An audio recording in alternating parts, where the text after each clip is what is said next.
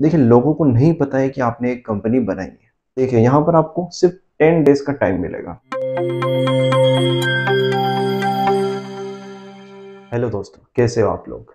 उम्मीद करता हूँ कि आप लोग मेरी वीडियोस देख रहे होंगे, उन्हें शेयर कर रहे होंगे। तो ज़्यादा से ज़्यादा उन्हें शेयर कीजिए ताकि चैनल की ग्रोथ हो, मैं और भी ज़्यादा वीडियोस लाता रहूँ।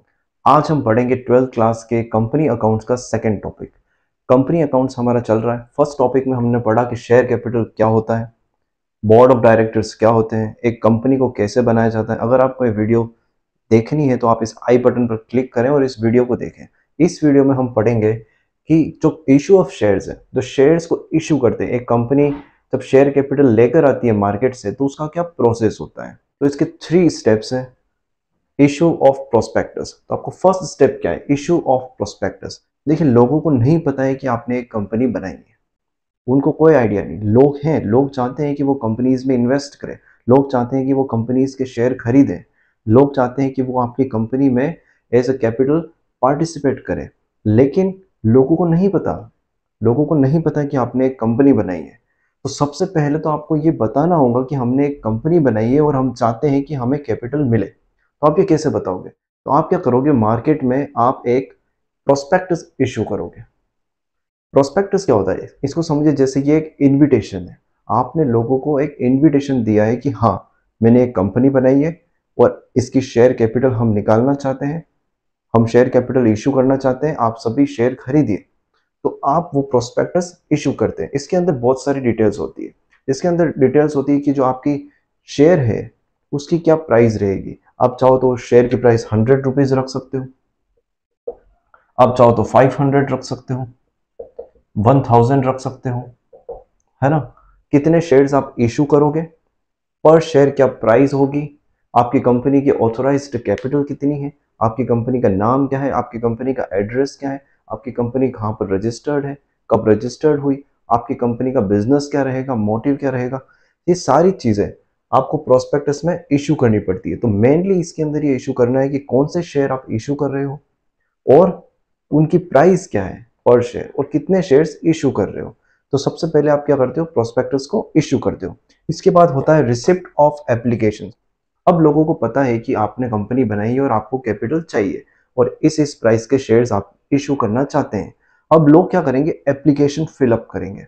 लोग एप्लीकेशंस के जरिए आपको बताएंगे कि हाँ, हम 1000 शेयर्स खरीदना चाहते हैं, मैं 500 शेयर्स खरीदना चाहता हूँ, मैं 5 शेयर खरीदना चाहता हूँ, मैं बस 1 शेयर खरीदना चाहता हूँ। तो हर एक लोग जो 1 शेयर खरीदना चाहते हैं या फिर 500 शेयर्स खरीदना चाहते हैं या फिर 10,000 शेयर्स खरीदना चाहते हैं, वो सब क्या करेंगे, वो सब एप्लीकेशंस फिलअप करेंगे और आपको सेंड करेंगे। अब ये ऑनलाइन प्रोसेस होता है।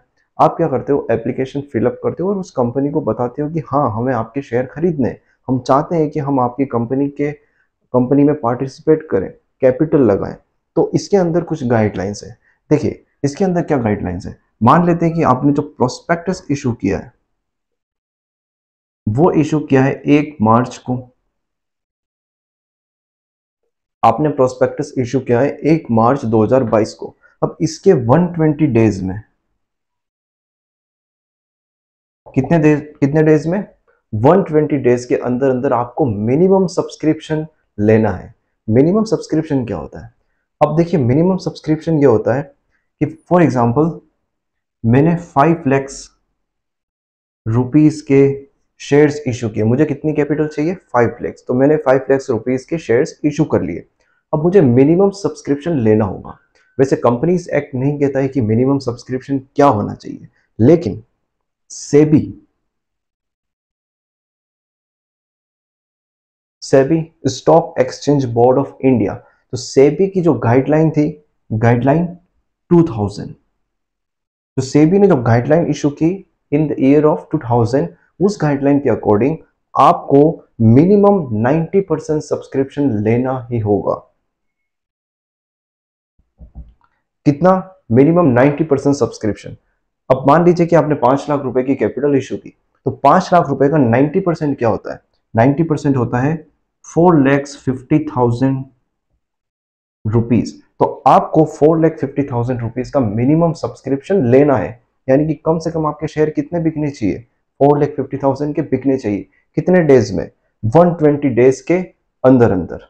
तो ये आपको एक पॉइंट याद रखना है कि जब भी कंपनी अपना प्रोस्पेक्टस इशू करेगी उस डेट से लेकर के 120 डेज में आपका मिनिमम सब्सक्रिप्शन होना चाहिए, जो कि है 90%। और 90% वो किसके अकॉर्डिंग है? सेबी गाइडलाइंस 2000 के अकॉर्डिंग। अब मान लेते हैं कि आपको मिनिमम सब्सक्रिप्शन मिल गया, तो मिनिमम सब्सक्रिप्शन अगर मिल जाता है तो हम क्या करेंगे? Allotment of shares. Allotment of shares का मतलब ये है कि जिसने भी एप्लीकेशन फिलअप करी है और हमारा मिनिमम सब्सक्रिप्शन पूरा हो चुका है 120 डेज के विद इन, तो आप क्या करोगे? सबको शेयर्स दे दोगे। तो सबको शेयर्स हम अलॉट कर देंगे कि चलिए जिसने 5000 शेयर्स की डिमांड की उसको 5000 शेयर्स दे देंगे, जिसने 10,000 शेयर्स की डिमांड की उसको 10,000 दे देंगे। इस तरह से हम सभी को क्या करेंगे? शेयर्स दे देंगे। तो इसको बोलते हैं अलॉटमेंट ऑफ शेयर्स। अब मान लेते हैं कि 120 डेज के अंदर अगर आपका मिनिमम सब्सक्रिप्शन नहीं हुआ,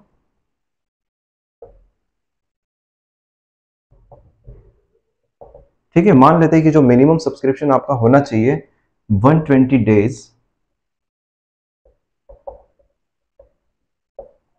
वो आपका नहीं हुआ, तो अब क्या करना है कंपनी को? अब कंपनी को ये करना पड़ेगा कि उसका जो शेयर्स का जो इश्यू ऑफ शेयर्स चल रहा है उसको कैंसिल करना पड़ेगा। यानी कि कंपनी को जितना भी पैसा मिला है 120 डेज के अंदर, 50% मिला, 40% मिला, 60%, यहाँ तक कि 89% भी जो पैसा मिला है 120 डेज, वो सारा पैसा कंपनी को क्या करना पड़ेगा? रिफंड करना पड़ेगा। तो जिसने भी एप्लीकेशन भरी, तो सारे एप्लीकेंट्स को हम क्या करेंगे? वो सारा पैसा रिफंड कर देंगे। तो कब रिफंड करना है? वो पैसा रिफंड करना है प्रोस्पेक्टस इशू करने के 130 डेज में। यानी कि पहले तो आपको 120 डेज तक वेट करना है कि 90% सब्सक्रिप्शन होता है या नहीं होता है।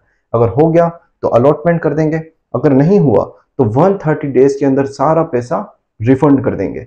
उन सबको रिफंड कर देंगे जिन्होंने भी आपकी एप्लीकेशन भरी है, जिन्होंने भी एप्लीकेशन के साथ कुछ पैसा आपको दिया है। अब दूसरी चीज, अगर आप नहीं कर पाते हो, मान लेते हैं कि आप 130 डेज में रिफंड नहीं करते हो, तो जब रिफंड नहीं करते हो तो आपको क्या करना पड़ेगा? आपको 15% का इंटरेस्ट देना पड़ेगा। तो कितना इंटरेस्ट देना पड़ेगा उन एप्लीकेंट्स को? 15%। मान लेते हैं कि आप 10 दिन लेट हो गए, तो 10 दिन के लिए आपको क्या करना पड़ेगा? 15% का इंटरेस्ट के साथ वो अमाउंट वापस रिफंड करना पड़ेगा। तो ये है अपना इशू ऑफ शेयर्स का प्रोसेस। एक बार मैं वापस इसको रिवाइज करता हूँ। सबसे पहले आप प्रोस्पेक्टस इशू करते हो जिसके अंदर आप डिटेल्स देते हो शेयर्स की, तो कौन से शेयर्स आप इशू कर रहे हो, उन शेयर्स की प्राइस क्या है, आप टोटल कितने शेयर्स इशू कर रहे हो। फिर इसके बाद होता है रिसिप्ट ऑफ एप्लीकेशंस। आप क्या करोगे? एप्लीकेशंस रिसीव करोगे, लोग एप्लीकेशन फिलअप करेंगे जो भी पैसा इन्वेस्ट करना चाहते हैं। इसके अंदर आता है अपनी सेबी की गाइडलाइन। सेबी 2000 की गाइडलाइन आएगी और वो गाइडलाइन क्या बोलती है? वो गाइडलाइन ये बोलती है कि आपको मिनिमम 90% सब्सक्रिप्शन लेना है। यानी कि अगर आपने 10 लाख रुपए के शेयर्स इशू किए तो मिनिमम आपको 9 लाख रुपए के शेयर आपके बिकने चाहिए। अगर नहीं बिके, कितने डेज में? 120 डेज में, तो आपको रिफंड वापस सारा पैसा करना पड़ेगा। और रिफंड सारा पैसा कब करना पड़ेगा? प्रोस्पेक्टस की डेट से 130 डेज के अंदर अंदर। यानी कि आप देखें यहाँ पर आपको सिर्फ 10 डेज का टाइम मिलेगा। 120 डेज आप वेट करोगे, फिर अगले 10 डेज के अंदर अंदर आपको पैसा रिफंड करना है। अगर आप रिफंड नहीं कर पाते हो तो आपको 15% इंटरेस्ट देना पड़ेगा उस पैसे के साथ उन सारे एप्लीकेंट्स को। अगर आपका मिनिमम सब्सक्रिप्शन हो जाता है तो आप क्या करोगे? तो आप सारे शेयर्स का अलॉटमेंट कर दोगे, उन सारे लोगों को अपने शेयर्स दे दोगे, उन सबके पास शेयर्स आ जाएंगे। तो इस तरह से अपना होता है इशू ऑफ शेयर्स। उम्मीद करता हूँ कि वीडियो आपको पसंद आई होगी, हर बार की तरह आपने कुछ सीखा होगा। इसे आप लाइक कीजिए, शेयर कीजिए, जितना ज़्यादा शेयर कर सके प्लीज़ शेयर कीजिए ताकि ये चैनल ग्रो करे। आप लोगों के सपोर्ट की बहुत ज़रूरत है। मैं और भी वीडियोस लाता रहूँगा, प्लीज़ इस चैनल को सब्सक्राइब कीजिए।